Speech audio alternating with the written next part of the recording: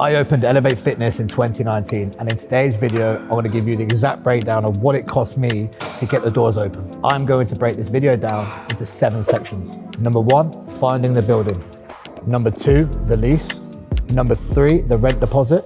Number 4, solicitors and legal. Number 5, fit out and equipment. Number 6, insurance, business rates and licensing. And number 7, branding and launch. And if you'd like to see more of that sort of content, make sure to subscribe, like, and leave a comment on the video. Section 1, finding the building. So number 1, finding the building. Now this is very important.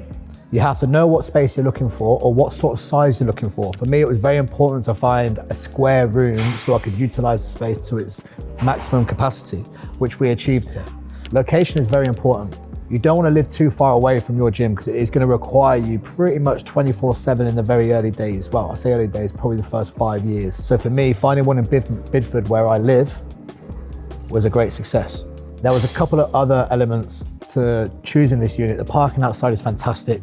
You'll find finding a building for a gym with great parking is very difficult. So if you do find one, that is something you should consider. And lastly, the cost of the unit at the time seemed very achievable and doable. The budget lesson for number 1 is don't rush finding the right building. It will cost you long term if you rush into the wrong lease. Section 2, the lease. When I signed the lease here, my rent was $19,000 exclusive of VAT per year. Now the exclusive of VAT is important to note because if you wanted to start a smaller gym like I did, you aren't going to be VAT registered from the get-go. So there are costs that you have to swallow, unfortunately. With that, my lease personally came with a 10-year commitment with a 5-year break clause. At the 5-year break clause, there was also a rent review, which I've already undergone, which gave me an $11,000 a year increase. So I'm now paying $30,000 a year, which is roughly about 50 to 55% increase overnight. My advice to anybody that's taken on a lease is when you look at your break clause and your rent review period of time, negotiate a maximum percentage increase. Could save you a lot of money. Section 3, the rent deposit. If you open a gym like I did with no business acumen behind you prior, you are going to need a minimum of 6 months rent deposit. So make sure you budget that. In my case, my rent deposit was £13,200. At the time, that feels like you're giving money over for nothing, and you kind of are. So make sure you budget for that prior to opening your gym. The budget lesson for section 3 is assume your rent deposit is going to be higher than you expect. Minimum of 6 months up front. Section 4, solicitors and legals. It's very hard for me to trace back nearly 7 years for all these fees, but I paid around the £2,000 to £3,000 mark. Now in 2026, I'll be budgeting around £4,000 to £5,000, but that can increase depending on the size of your lease. So make sure you budget a good chunk of money just for the legal side of your lease agreements. So the budget lesson for section 4 is find yourself a shit-hot solicitor that can act on your behalf and support you get the right agreement for you. That will save you tons of time and tons of money. Section 5, the one that you're probably all waiting for and most excited about, is the fit out and equipment. So for me, I wanted everything that you see now. I have over 60 pieces of kit, which have been built over the years, but unfortunately that's just not possible when we started out. I spent £44,000 on kit and fit out, and this is what it got me. You'll see in the images, it doesn't look like a lot, and in reality it's not a lot for how much we spent, but that's the reality of opening a gym back then in 2019. So what was included in that 44,000? We had resistance machines, 5 or 6 of them, chest press, shoulder press, leg extension, the very standard stuff you'd expect to see. I got a refurb treadmill, a refurb cross trainer, an Astro, 2 squat racks, a rig, and actually I only was quoted for half the rubber flooring you see now. I was gonna have half the gym just bare. But as we started going through the fit out, I realized how rubbish that would look. So then I had to fund another just shy of £4,000 for the other half of the flooring, which takes our total up to, 47 grand? So it is a lot of money, and it doesn't feel like you get a huge amount for that money, but that's just the reality of owning a gym and buying gym equipment. So to further break it down for you, resistance machines, we're looking at 16,500. Our cardio pieces, 4,000. Our flooring in total, 6,500 to £7,000.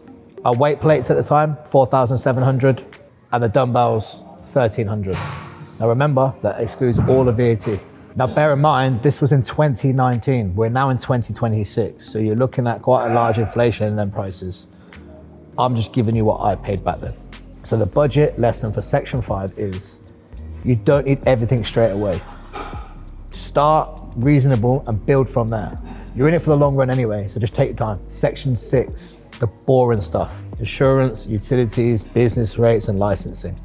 Now, I'm gonna give you the costs that I pay each month for these now. They have varied slightly since 2019 naturally. And then what I suggest you do is budget 6 months worth of each to go ahead and open your own gym. So my insurance is around £150 a month. My music licensing is £150 a month. My electricity bill on average is $370 a month. My water bill varies between 80 to 100. And my business rates is £700 a month. So my suggestion, like I said previously, is budget 6 months of each to give yourself that buffer when you open. The budget lesson of section 6 is just budget for 6 months worth of all of them costs. Now, naturally, yours are gonna vary to mine, but it's just a guideline for you to work from. And finally, section 7, branding and launching. So with full transparency, my budget for the pre-launch wasn't the best. We did the odd video here and there, but now looking back, they were rubbish. I came into Bidford as gym number 3. We had a CrossFit gym next door, we had an open gym just down the road.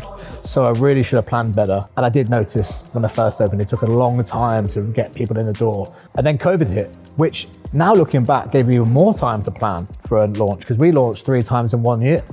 How many people can say that? We opened, we closed, we opened, we closed, and we opened, we closed. But I didn't quite understand the importance of marketing and getting out there, leafleting, all these things. So now in hindsight, looking back, I would have budgeted heavier to have a good videographer and a good marketing plan.